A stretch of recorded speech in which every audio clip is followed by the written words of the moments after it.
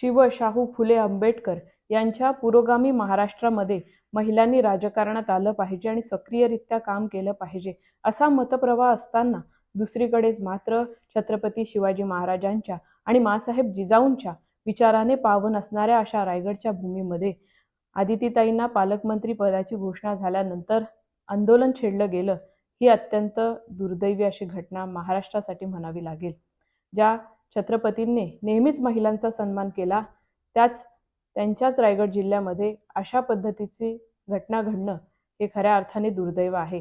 आज जर महाराज आणि माँसाहेब जिजाऊ जिवंत असत्या तर त्यांना हे पाहून असह्य वेदना झाल्या असत्या।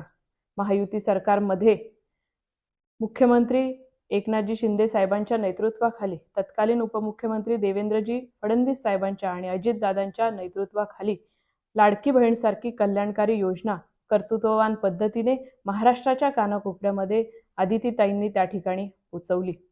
पण आज परिस्थिती कोणतीही आलेली असली, वेळ कोणतीही असली तरी आम्हाला महायुती सरकारवरती आणि महाराष्ट्र राज्याचे मुख्यमंत्री देवेंद्रजी फडणवीस साहेब आणि उपमुख्यमंत्री एकनाथजी शिंदे साहेब आणि अजितदादांवरती ठाम विश्वास आहे की रायगडच्या इतिहासामध्ये जो जिल्हा महिला स्वाभिमानाचं प्रतीक म्हणून ओळखलं जातं अशा रायगडच्या इतिहासामध्ये एका महिलेला तिच्या पदावरून पाय उतार होण्याची वेळ येऊ देणार नाहीत आणि अशा पद्धतीची नोंद रायगडच्या इतिहासामध्ये ते कधीच पडू देणार नाहीत।